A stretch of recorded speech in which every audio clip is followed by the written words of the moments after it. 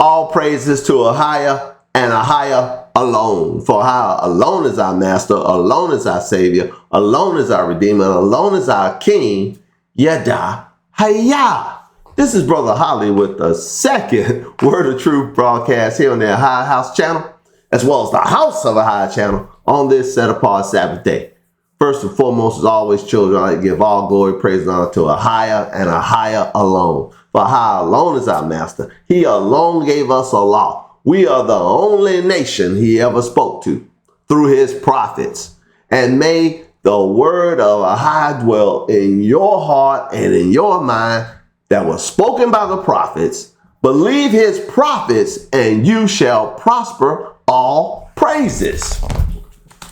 We'll be reading from the Learned Paleo Hebrew Torah, Lashwan Kodash, Holy Tongue, Yashahah Bible Scriptures. And it's amazing to me. I tell you, on one hand, believe his prophets and you'll prosper. And then, well, we're going to be reading from the word of Ahaya, Salaki. Well, we'll be reading from the Learned Paleo Hebrew Torah, Lashwan Kodash, Yashahah Bible Scriptures, is not from the mouth of a prophet. But we'll be reading from is the New Testament again back to the Gospel of John. And this is a little special broadcast. I had a thought just recently on all of the particulars of the crucifixion, and I wanted to see if it can be proven from the Tanakh if the entirety of the crucifixion can be thrown out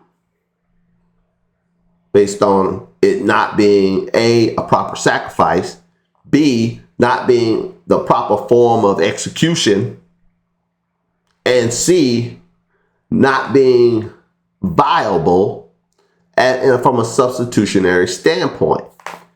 And I think I have been able to do just that. Why is this significant, brothers and sisters? Why are we wasting a whole broadcast on it? It's really twofold. First, all the claims made in the New Testament should be debunked so that the people, I'll just say it plain, those of our people who've been deceived by it will be able to see it for what it is. As I refer to it all the time, the New Testament. I said in Deuteronomy 13, he would test us with a wonder-working prophet. That's exactly what the New Testament talks about, a wonder-working prophet. And this prophet would tell you to break commandments and not follow Torah and to worship and serve other gods. And that's exactly what he said. He said, serve me, follow me. He didn't say serve my father. He said, if I be lifted, we're going to read it today. If I be lifted up, I will draw all men unto me. He didn't say he's going to draw all men to the Father. So, he was placing himself in the position of the Father. He was placing himself. He said, if you pray in his name, he'll do things. So you don't even pray to the Father no more. You pray to me. I got you. That should be enough just by, examining these things on their face. But for some people, it just isn't.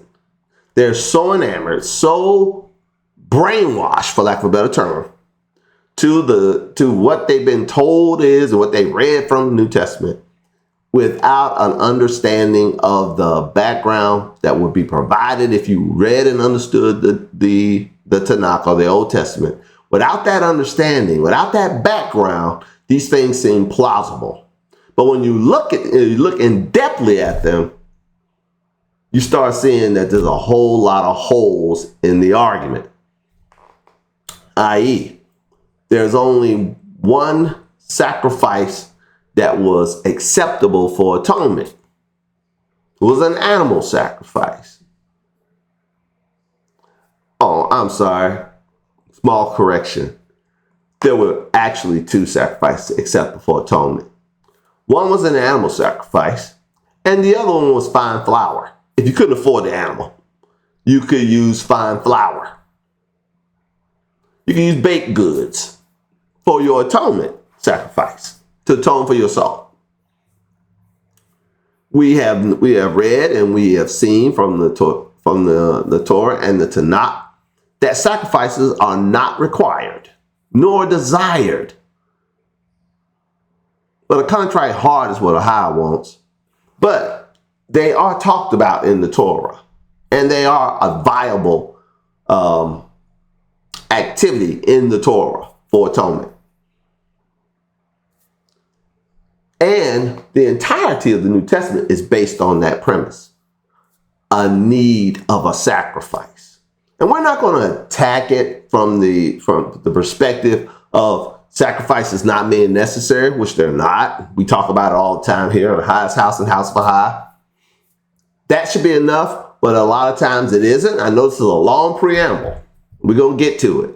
But this is kind of special because we're not going to read so much from the scriptures, but I'm going to go over analytical breakdown that I put together, going back and forth, walking piece by piece and getting the logical, no kidding, analysis done on the subject. Was the crucifixion a valid sacrifice, and B, was it even a valid way of execution? Was it a valid way, according to Torah, to put someone to death? Let's go. Let's see where your idol Shai, JC, New Testament Joshua, said that he was going to be put to death by being elevated, lifted up. Go to John chapter 3, verse 14. JC speaking. He says, "And as Moses lifted up the serpent in the wilderness, even so must the Son of Adam be lifted up." We highlight. Go to the book of Numbers. Don't do so in your mind. We're not turning. We're just gonna go over synopsis. Children of Jacob in the wilderness being bit by serpents. Moses talks to AHAYAH about it, and AHAYAH tells Moses to create a brazen serpent made out of metal on a pole and hold it up in front of the people. Whoever beholds the serpent on the pole shall live. All you had to do is look at it, and the poison in your body would just disappear. And a lot of the children of Jacob were saved by that. Fast forward to the times of the kings, that they began to worship the brazen serpent, gave it a name, and started burning incense to it. And King Hezekiah destroyed it because the children of Jacob had turned it into an idol. That's the same thing people have done in this era with your idol Shai. They've taken the new serpent on the pole and turned him into an idol. Started worshiping, praying to him, praying in his name, all these things. Listening to him, following him, serving him. All the things he said for you to do. People are doing it all over, billions of people serving. They serve the idol, the one who was lifted up, as he said he would be. I'll read it again. John chapter 3, verse 14. "And as Moses lifted up the serpent in the wilderness, even so must the Son of Adam be lifted up." Let's get a second witness. Let's go to John chapter 12, verse 32. "And if I be lifted up from the earth," this is your idol Shai, JC speaking. "If I be lifted up from the earth, I draw all men unto me." This he says, signifying what death he should die. I want you to lock in on that part of the statement. It's not enough that he said he was going to be lifted up. It's not enough that he said that when he's lifted up, he was going to draw all men unto himself. Oh no. That's not disqualifying enough. We're disqualifying his very death as being proper under Torah. And I'm going to have to go to my analysis to prove it. Just give me a second. I've clicked on my document. You can't see it, thankfully. But I'll read it. It says, below is the complete list strictly from the Hebrew Bible without rabbinic interpretation. The 4 execution methods in the Hebrew Bible. Number 1 is stoning. Most common biblical execution method. Now, in the New Testament, we got all kinds of people being stoned. They even tried to stone your idol shot, didn't they? Why? It's very common. It is the most common way of execution. You do certain things, you get stoned. They were about to stone a woman in John's Gospel in chapter 8 for adultery. That's one of the causes for being stoned. Stephen allegedly was stoned to death. They tried to stone Paul to death. They thought he was dead, but then they, according to the book of Acts, he was allegedly raised from the dead. Go figure. New Testament full of people raised from the dead. And on that particular point, children, in Matthew's gospel, ask your favorite Christian pastor, priest, whatever, to explain to you about the zombie apocalypse in Matthew's gospel. It talks about dozens of people being raised from the dead and walking through the city. Dead people walking around. Nobody ever preaches it. Nobody even talks about it. But it's there. Because they can't explain it. Ain't no second witness for that. They can't explain it. And no contemporary writers of the time have ever written one sentence about it. So it's one of those things in the New Testament that no one can explain and there's no second witness for, but it's there. And it just brings the whole house of cards crumbling to the ground because nobody, Pontius Pilate didn't write, nobody wrote about it. Josephus, nobody wrote about it. But it was supposed to have been something a lot of people saw. But I digress. The most common way to kill somebody, an execution, because we just read in John chapter 12 that he was signifying the way he should die. That he was going to be lifted up to die. Is that being lifted up on a tree, is that a means of execution according to Torah? Let's find out. The number 1, there are 4 methods from the Tanakh. Number 1 is stoning. Most common biblical execution method used for the crimes such as idolatry, that's Deuteronomy 13:10, blasphemy, Leviticus 24:14, Sabbath violation, Numbers 15:35, adultery, Deuteronomy 22:24, rebellious son, Deuteronomy 21:21, certain sexual sins, Deuteronomy 22:21, child sacrifice, Leviticus 20, verse 2. So if you sacrifice your child, you're supposed to be stoned to death. Wow, I might do a teaching on should a high be stoned to death? Because according to the Christians, he sacrificed his son. Wow. The number 2 method prescribed in the Torah, burning, is number 2 on the list, but it's only used for 2 crimes. A priest's daughter who commits adultery, that's Leviticus 21:9, and a man who marries a woman and her mother. So if you marry your mother-in-law and your wife, you should be burned. That's Leviticus 20:14. And the third one is the sword. Execution by the sword is commanded for murderers. That's Exodus 21:12, Numbers 35. chapter 35, verse 16 through 21. Certain forms of idolatry. You'll be put to death by the sword. Exodus 22:20. Entering cities that turn to idolatry. When an entire city turns to idolatry, that's Deuteronomy 13:15, the whole city got to be put to the sword. It says here in the analysis that I did, this is straightforward. He shall surely be put to death. You shall strike the inhabitants with the edge of the sword. Number 4, we're looking at the 4 ways Torah says to execute someone and the crimes committed for the executions. Stoning, burning, being thrust through from the sword, and the 4th one is hanging. Now, you said, you calling a timeout. Brother Holly, I thought you said that your idol shy being put on the tree was not a Torah prescribed form of execution. Tarry with me one moment, and I will show you what I mean.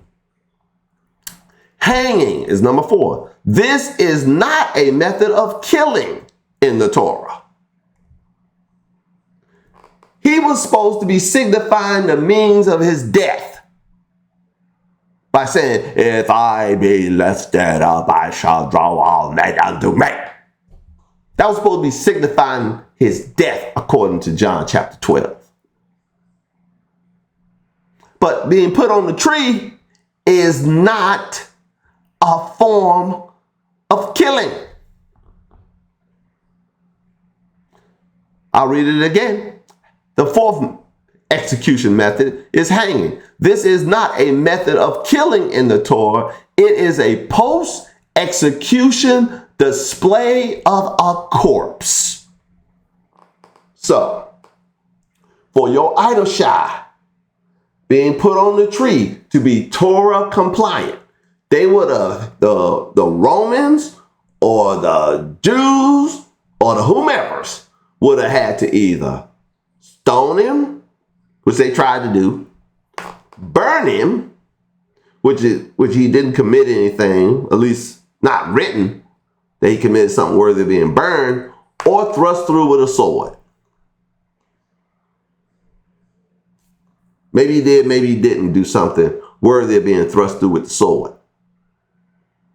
But they were put him on the tree after killing him as a public display. But they were not to put a live person on the tree to kill him.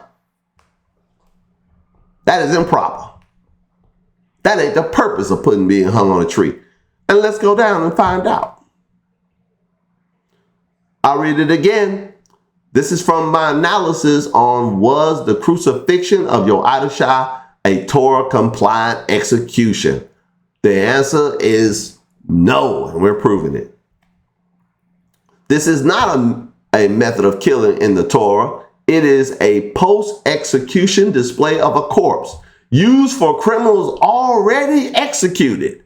Deuteronomy 21, 22, and 23. The body must be taken down the same day. Cursed is everyone who hangs on a tree. But you can't put them up there alive. Let's read it.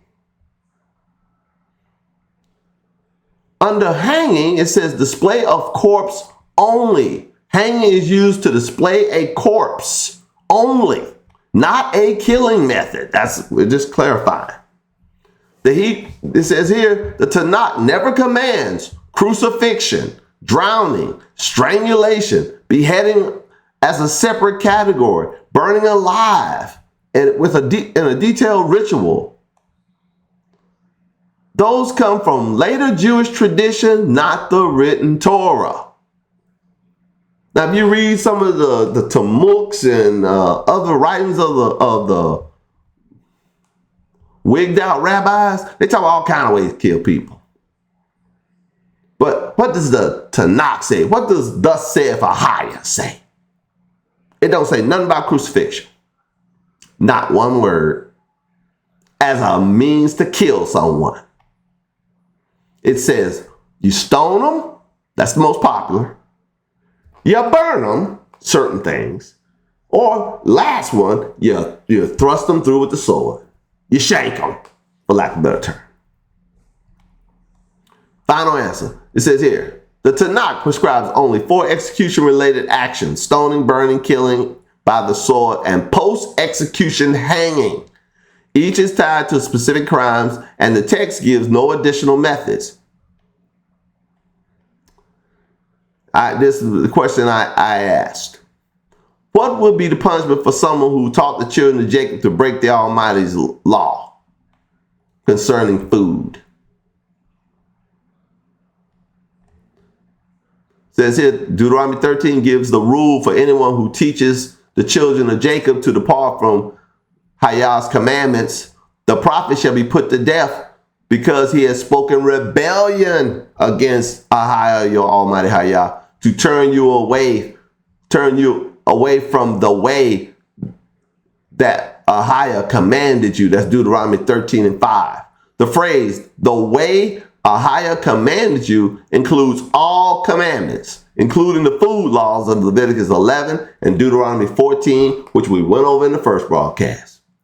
And we showed in the first broadcast that AHAYAH and his chief apologist both taught you to break that. Both of them did. So according to Deuteronomy 13, both of them did something worthy of death. Why? Because they taught you to disobey. They tried to teach you and me to disobey. It says here in my analysis, so if someone says you may eat what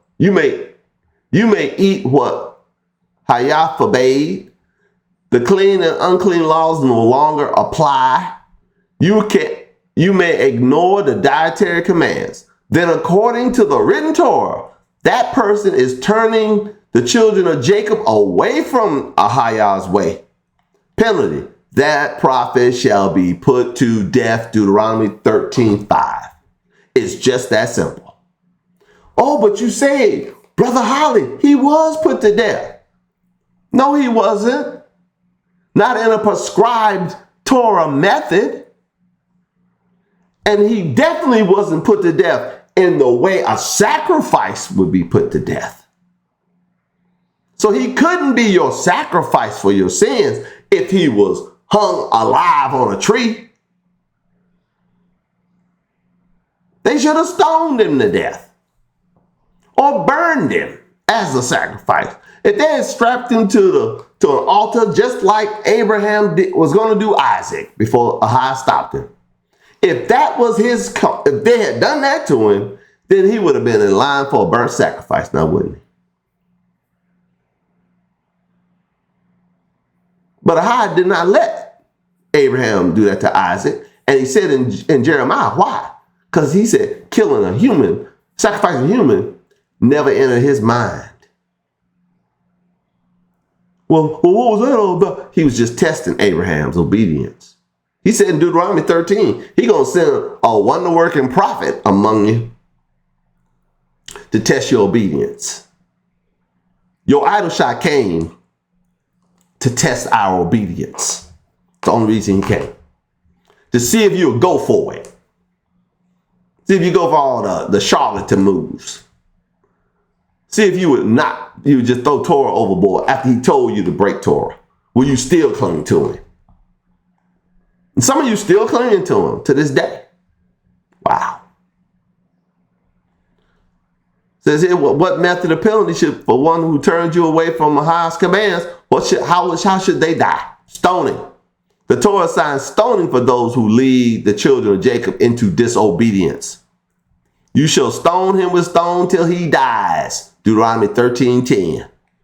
This applies to false prophets, dreamer of dreams, anyone who leads the children of Jacob to violate AHAYAH's commands, anyone who encourages idolatry or covenant breaking.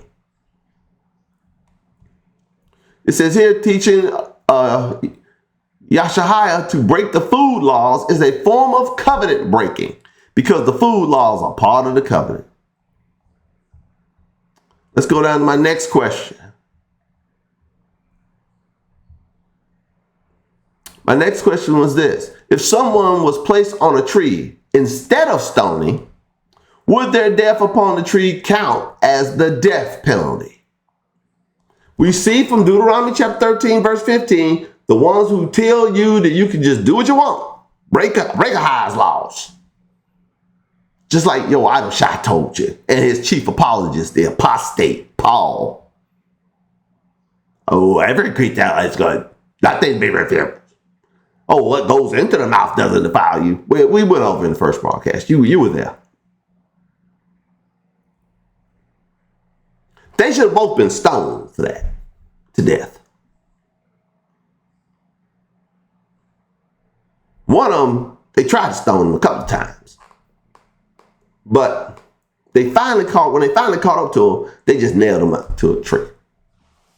And even though Torah doesn't call for crucifixion, what did the lying Jews in the New Testament call for? Crucify. They should have said stone him. If they were truly Torah compliant, they would have said stone him. They wouldn't have called for his blood to be upon them and their children. What kind of foolishness is that? They wouldn't call making themselves blood guilty. We'll go over that in another broadcast. See, that's how they treat you when you don't understand what's actually factually written in the law. They just tell you anything and you just buy it. I bought it. I admit it. I bought it. I fell for it too. Until I started reading for myself. And I encourage you all, just seek out the word of AHAYAH and read. Do it. You won't regret it. I'll read my question again. We had 26 minutes. Thank you for your patience. If someone was placed on a tree instead of stoning, would their death upon the tree be counted as the death penalty? Short answer, no. Being placed on a tree does not count as the death penalty in the Tanakh.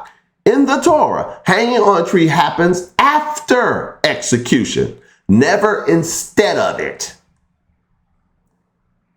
This is one of the clearest legal points in the entire written Torah. Wow. Wow, let that sink. It's brutally clear. You do not put someone on a tree to kill them. You kill them in one of the 3 prescribed methods and then hang them on the tree as an example to the community. Here's the key passage. If a man has committed a sin worthy of death and he is put to death and you hang him on a tree, Deuteronomy 21:22, 2 facts are explicit, it says. The person is already dead. Then the body is hung on the tree as a public display. Give me my first time out. For all you who still want to cling to that false prophet, the one who taught rebellion, your idol Shai, JC, No Shua, whatever you call him, New Testament Joshua, whatever you call him, Matha, Favor, whatever you call him. For all of you who still want to stick to him, when he was on the cross, was he alive? When they put the nails in his hands and in his feet, was he alive? Was he alive talking about, forgive them, Father, they know not what they do? Was he alive? Yes. Yes, he was alive. Not only was he alive, he was talking, which violates Isaiah 53, where he's supposed to have had his mouth shut. Just like Ezekiel had his mouth shut in Ezekiel chapter 3 and 4. But I digress.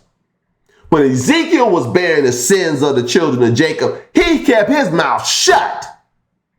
When your idol Shai was supposed to be doing it, he just a talking. But the point of today is not that he was talking, but he was alive. I'll read it again. If a man has committed a sin worthy of death, he did, and he is put to death, and you hang him on a tree, that's Deuteronomy 21:22. 2 facts are explicit. The person is already dead. He wasn't. Then the body is on a tree as a public display. The Hebrew grammar is unambiguous. And he is put to death. And you hang him on a tree. The hanging is not the execution method. And listen, you can't get slippery on this one. I'm sorry. Brother Holly dug on this one. It says clear as crystal. The Hebrew language is unambiguous, meaning you can't mess it up.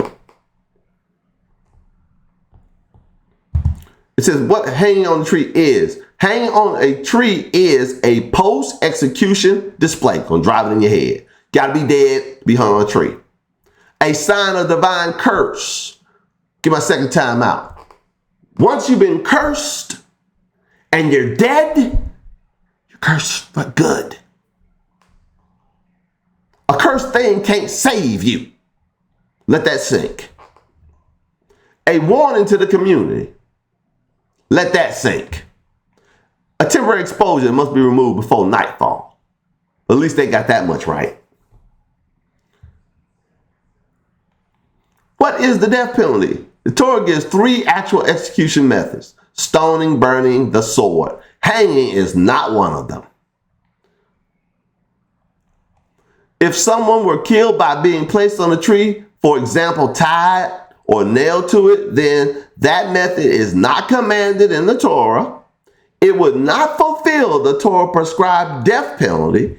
It would be an unauthorized execution method. It would violate Torah's legal procedures. In essence, if you did that, you're calling AHAYAH a liar. Wow. In other words, death on a tree is not a biblically valid execution. Only stoning, burning, or the sword are valid. Final answer. No, death on the tree does not count as the death penalty in the Tanakh. The Torah requires that a person be executed first by the proper method, usually stoning, and then the corpse may be hung on a tree as a sign of curse. My last question, in 32 minutes, thank you for your patience. Under this logical interpretation, then the hanging of JC upon the tree, as it says in Acts, was not a method of death, thus making his death not substitutionary under the strict guidance of Torah. Short, direct answer, correct. Under the written Torah alone, death on the tree does not count as a valid death penalty method. Therefore, if someone claims that a death on the tree is a Torah substitutionary execution, i.e., he died for you. That's substitutionary execution. He was killed for you. Exactly like the New Testament says, right? Therefore, if someone claims that death on a tree is a Torah substitutionary execution, that claim does not match the legal requirements of the Tanakh. This is not a theological opinion. For all you out there who are all over the place right now, trying to say, well, that's just what you think, Brother Holly. Know what the truth is, what you think. Listen up. Hear loud and proud. This is not a theological opinion. It is a legal conclusion based strictly on the Torah's own laws.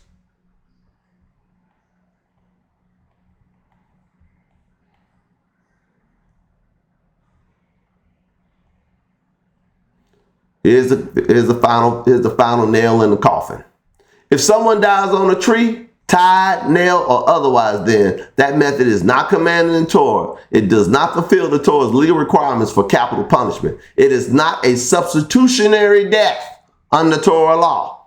It is an illicit Roman method, not a biblical one. The Torah is extremely strict about execution procedures. A death outside those procedures is not a coveted, valid execution. Acts calls for JC's death hanging on a tree. That's Acts 5:30 and Acts 10:39. But in JC's case, the tree cross was a method of death, not a display after death. Therefore, according to the Torah, own legal categories, JC's death was not stoning, not burning, not by the sword, not a post-execution display, therefore not a Torah-authorized execution. So was his death substitutionary under Torah law. If substitutionary means a death that fulfills Torah legal requirement for atonement or penalty, then no is the answer. Because the Torah never uses crucifixion or tree death as a valid execution. The Torah requires specific methods for capital punishment. The Torah requires specific sacrificial procedures for atonement. JC's death matches none of the Torah's legal categories. From a Torah-only perspective, a death on a tree cannot serve as a substitutionary execution for the children of Jacob under covenant law. Shut the page down. It was illegal. Doesn't count. He died for nothing. If he was going to die to take away your sins, they should have burned him and then spread his blood on the altar. The high priest should have burned him. But we don't do that. That can get you stoned. All praises to AHAYAH and AHAYAH alone. For how alone is our master, alone is our savior, alone is our redeemer, alone is our king. Turn to AHAYAH and him alone for salvation. And quit following the falsehood of the New Testament. Yada. Hayah.